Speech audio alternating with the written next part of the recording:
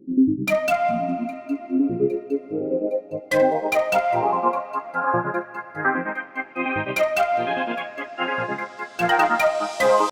Cuties, welcome back to my new blog. तो आज जो है ये ब्लॉग इस टॉपिक पे कि जो मैं आने वाले अपने पीरियोडिक टेस्ट है उनके लिए मैं किस तरह से प्रिपेयर करूँगी। और आज जो है मैं लेट नाइट स्टडी करने वाली, तो मैं किस तरह से अपना लेट नाइट स्टडी में क्या क्या टॉपिक्स करूँगी उन्हीं चीज़ों को शेयर करने वाली हूँ। तो please stay tuned and let's start it. तो 7 बजे से पहले मैंने जल्दी से अपनी टू डू लिस्ट बनाई। तो ये मेरी टू डू लिस्ट है आज की। देन उसके बाद मैं चली गई अपनी मैथ्स की स्टडीज़ करने। तो मैथ की स्टडीज़ के अंदर जो था वो मुझे अपने चैप्टर 5 की एक्सरसाइज 5.1 और 5.2 रिवाइज़ करनी थी। हमारा जो पीरियोडिक टेस्ट है उसके अंदर हमारा चैप्टर 5 कम्प्लीटली आने वाला है, कंटिन्यूटी एंड डिफरेंशिएबिलिटी। तो ये चैप्टर जो है ना थोड़ा ज़्यादा ही प्रैक्टिस करना मांगता है, क्योंकि हमारा जो पूरा कैलकुलस का क्वेश्चन है वो टोटली 35 मार्क्स का आ रहा है, जिसके अंदर की डिफरेंशिएशन एक बेसिक चीज़ है हमारे लिए। तो उस चीज़ को थोड़ा ज़्यादा प्रैक्टिस करना होता है। तो मैंने इसको जो है अप्रॉक्सीमेटली 1.5 एंड आवर पढ़ा, जिसके अंदर मैंने अपनी कंप्लीट एक्सरसाइज कंप्लीट की। देन 5.1 एंड 5.2 एंड साथ मैं जो है सॉन्ग सुन रही थी, जिससे कि थोड़ा सा मैं ट्यून रहूँ उस चीज़ में। और मैंने जल्दी अपनी एक्सरसाइज कंप्लीट की। बेसिकली ये चैप्टर जो मेरा कोचिंग के स्कूल में कंप्लीट हो चुका है कब का, और मैंने इसको पहले भी रिवाइज़ किया, बट पेपर आने वाला होता है तो हमें एक बार रिविज़न दोबारा से करनी होती है। तो मैं इसको जल्दी रिवाइज़ करती हूँ। और इस पॉइंट ऑफ टाइम पे मैं ये सोच रही थी कि मैं आगे वाले उसमें क्या चीज़ डिसाइड करूँ, मुझे प्लीज़ बताना, कमेंट करना। और इफ़ अगर आपको कभी कोई डाउट आता है कि 5.1 और 5.2 में क्या है, तो मैं आपकी हेल्प कर सकती हूँ अगर आपको ज़रूरत हो। ठीक है, तो ये मैंने 5.1 और 5.2 कंप्लीट करने के बाद मैंने बताया कि मैंने ये काम किया है। ठीक है, इस काम को करने के बाद मैं चली गई अपनी अकाउंटेंसी की रिवीजन करने। तो अकाउंटेंसी के अंदर जो है हमारा chapter number 1, chapter number 2, chapter number 3 and chapter number 4 first book से आ रहा है। तो मैंने उसको रिवाइज़ करना स्टार्ट किया अपनी स्कूल बुक से, जो प्रीवियस ईयर थी। ठीक है, अभी मैं नॉर्मली बुक के बैक क्वेश्चन करती हूँ रिवाइज़।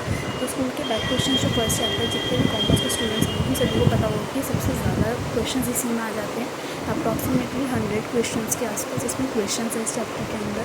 तो मैंने इसके जो है P&L एप्रोप्रिएशन से स्टार्ट किया क्वेश्चंस को रिवाइज़ करना, बिकॉज जो आगे के टॉपिक्स थे 2-3 वो टॉपिक्स जो है आगे के क्वेश्चंस में ही आ जाते हैं, जो हम आगे नेक्स्ट क्वेश्चंस करेंगे।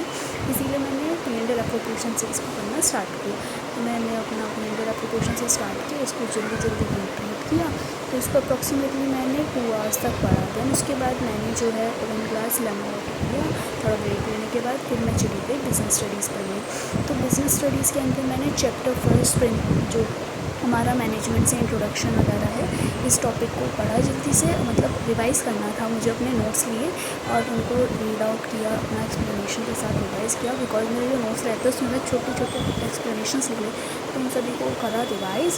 ठीक है, और थोड़े से जो स्कूल में क्वेश्चन हमें दिए गए थे उन सभी को प्रैक्टिस करा, क्योंकि हमें जो स्कूल में जो केस स्टडीज़ करवाई जाती है, तो उन सबको प्रैक्टिस करने के बाद जो इससे पहले हमारा टेस्ट हुआ था चैप्टर फर्स्ट का, उसे लेकर के रिवाइज़ किया। ठीक है, मेरे को याद है अभी तक जो मेरा फर्स्ट ड्यूटी हुआ था उसमें ज़्यादा अच्छा स्कोर नहीं था, तो मुझे बेसिकली इस ड्यूटी के लिए अपनी थोड़ी अच्छे से मेहनत करनी थी कि अच्छा स्कोर कर सकूँ। तो मैंने अपनी इस ड्यूटी के लिए स्टार्टिंग से 1 हफ्ते पहले से ही स्टार्ट कर दिया है अपना रिवाइज़ करना। और मैं यही कहूँगी कि आप भी रिवाइज़ करना स्टार्ट कर दें। तो मैंने जल्दी इसकी रिवीजन स्टार्ट की, और उसके बाद मैं चली गई थोड़ी देर लंच करने। तो मैंने अपनी रिवीजन कंप्लीट करने लगी। तो ये रिवीजन जो है बहुत देर तक चली, क्योंकि चैप्टर थोड़ा लेंथी सा हो जाता है, तो इसको रिवाइज वगैरह कर रहा। बीच में मैं लंच करने वो डिनर करने चली गई थी। तो डिनर करके आई, उसके बाद फिर इसको करने बैठ गई। तो इसे जल्दी से रिवाइज़ करा, जिसमें कि इतने सारे टॉपिक्स तो हैं पहले से ही, तो इन सबको रिवाइज़ किया, केस स्टडीज़ करी। फिर उसके बाद मैंने थोड़ी देर के लिए ब्रेक लिया। ब्रेक लेने के बाद मैं चली गई इकोनॉमिक्स का मनी एंड बैंकिंग चैप्टर में से मनी पार्ट का पार्ट कंप्लीट करने के लिए, क्योंकि इकोनॉमिक्स के अंदर जो है हमारा मनी एंड बैंकिंग चैप्टर आ रहा है। तो इसको मैंने पहले पढ़ा है स्कूल में, लेकिन वो हमने समर हॉलीडेज से पहले पढ़ा था।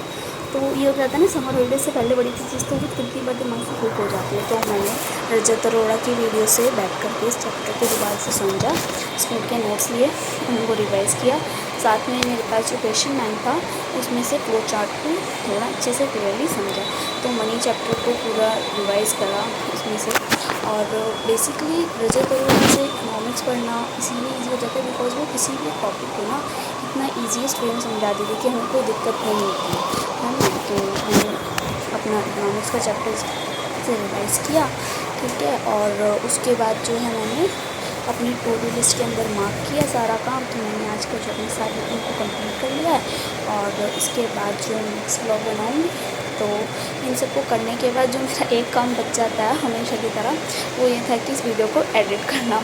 तो ये वीडियो एडिट करने के लिए जाना था, तो जल्दी से पढ़ाई की, ठीक है। और अप्रॉक्सीमेटली मुझे रात के 1-2 बज चुके थे ये पढ़ते पढ़ते, तो मैंने जल्दी पढ़ाई की, ठीक है। और बेसिकली इसमें हमने सारे टॉपिक्स ही पढ़ लिए थे। मनी की मनी सप्लाई क्या होती है, फंक्शंस ऑफ मनी क्या होती है, मनी क्यों लाई गई, बार्टर सिस्टम क्या था।